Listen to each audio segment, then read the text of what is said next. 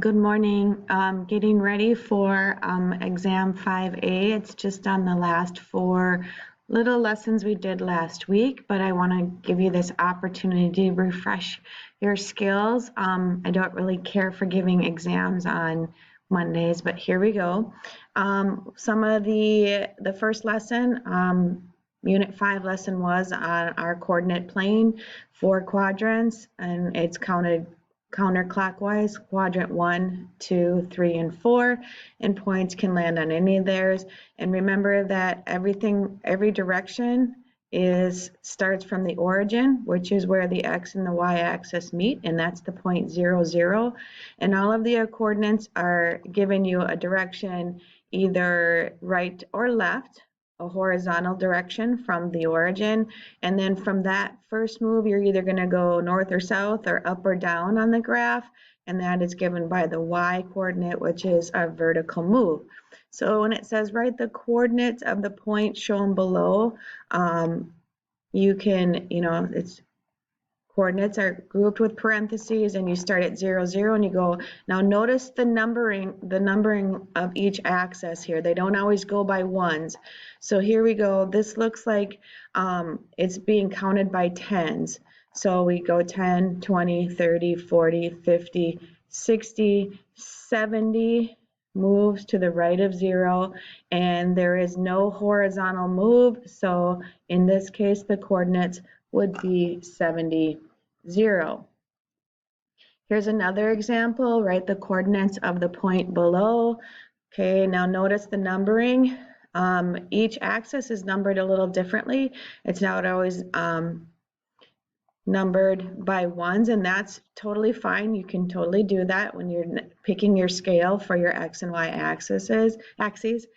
So this one looks like it's going by 100s. So starting at 0, 100, 200. I have not reached the location yet on the grid. I need to go up, and it does look like the y-axis is numbered by 1. So 1, 2, 3, 4, 5.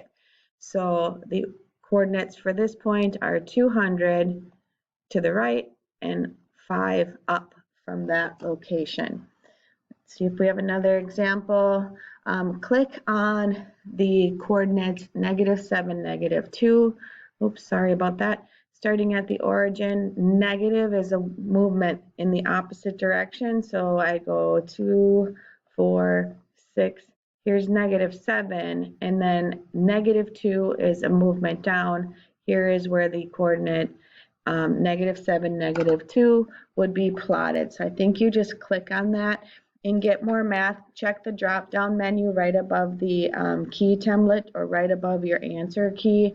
I think you can either graph a line or you can graph a point. So make sure that it's set on point, and it should click enter a dot where you want it to. Okay, click on 0, 6. Okay, so this is a question.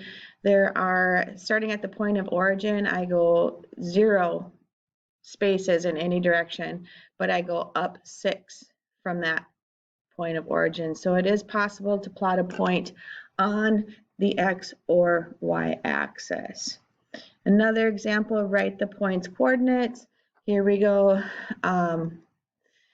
Starting at the origin of 0, 0, my first move, I go neither right or left, so my first coordinate will be 0. Moving down, it looks like the y-axis is numbered by ones, -1, -2, -3, -4, -5 would be the coordinates for that point on that graph.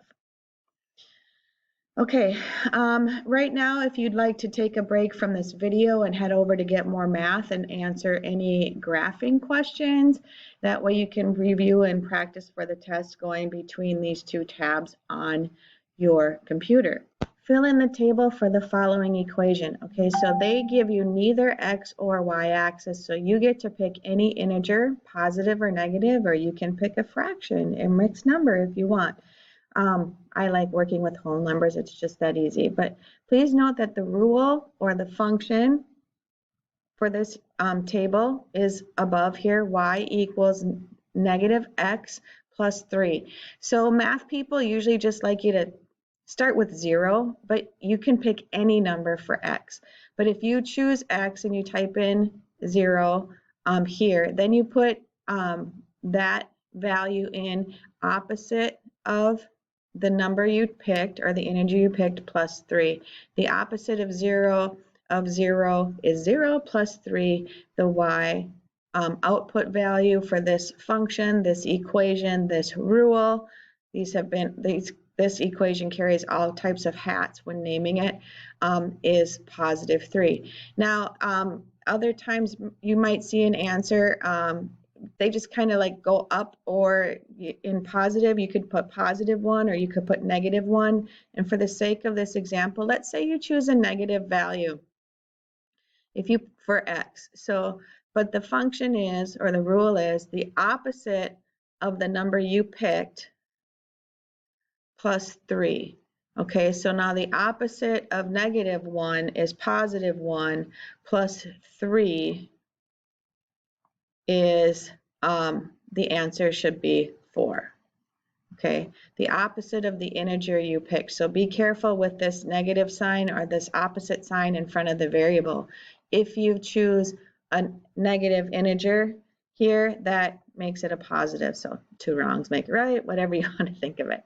So you can pick also, from the teacher's perspective, they always pick 0 and 1, but I asked Kayla to pick some different ones other than 0s and 1s, and she picked 3 or 4, or maybe it was Cindy.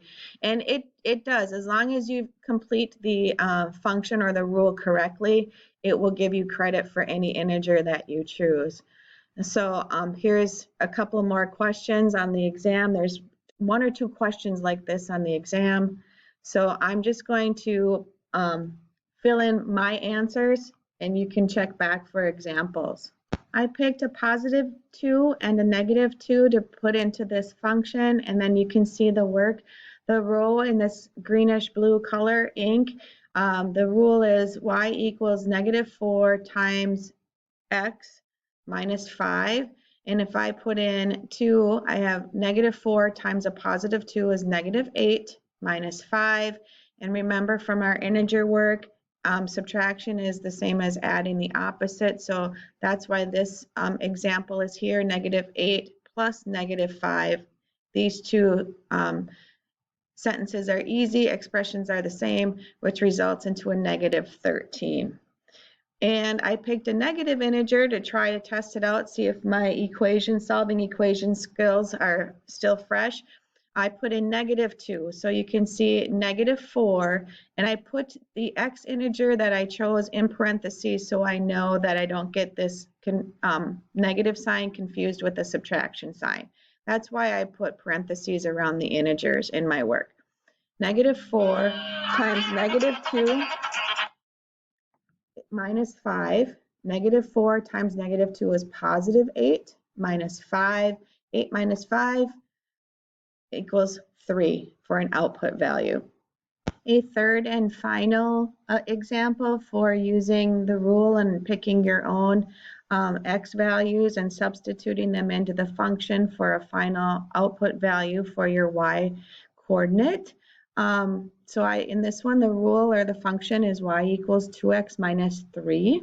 I picked 1 and for my x, and I input that 1 in place of x and then solve the equation if x is 1. So 2 times 1 minus 3 is the rule, going from left to right. So that works out to be 2 times 1 is 2 minus 3. Y equals 2 plus a -3, which results in a final output value for y of -1. I also substituted a negative integer in just to keep those skills fresh. Y equals 2 times -1 minus 3, which then simplifying it out, 2 times -1 is -2 minus 3. Moving forward, -2 minus 3 is the same as -2 plus a -3, which results for an output value for y of -5. The exam is a couple of incomplete tables for the functions and the functions or the rules for the table. are posted above each table. And in this case, you need to fill out the output value for y if -2 is the input value for x. So you just replace the variable x with the value from the table. -2 times -2 plus 5. -2 times a -2 results in a +4 plus 5. 4 plus 5 is 9 for the value. Okay, the function for this table, y equals -4 times x plus 5. If I input a +4, what's the output value for y? -4 times a +4 plus 5. -4 times 4 is -16 plus 5. -16 plus 5 is -9 for a value. Exam will be problems such as this, real life situations. Patricia keeps her sticker collection in a sticker book. The table below shows the total number of stickers she has stored based on the number of pages with stickers. I think we need a little more practice on this one, so if we don't get to the exam today, do not worry, but basically you need to figure out the function for this table. They're starting with 3, how are they getting to a 36 for an output value? If they input an 8, how are they getting an output value of 96? And so right now what you're looking for, and I would start with, is a common factor. And that same factor works for the whole table. So your output value of y equals some factor times x, which gives you these answers. A starting strategy to find this coefficient, or the number in front of a variable that's multiplied, or the missing factor, is to work backwards. So you could take 36 divided by 3, you get 12, and you could check that and see if you get the same factor in each of your, or same quotient in each of your rows. And if you do, then you have found the rule. The output value for y is 12 times any of the number of pages inputted into the table.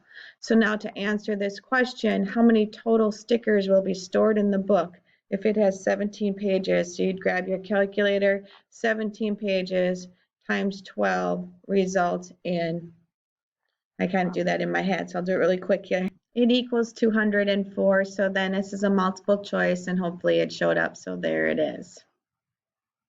204 stickers. Okay, in this case, sometimes you are not given the output value and you have to find it. So you have to determine the rule for the table.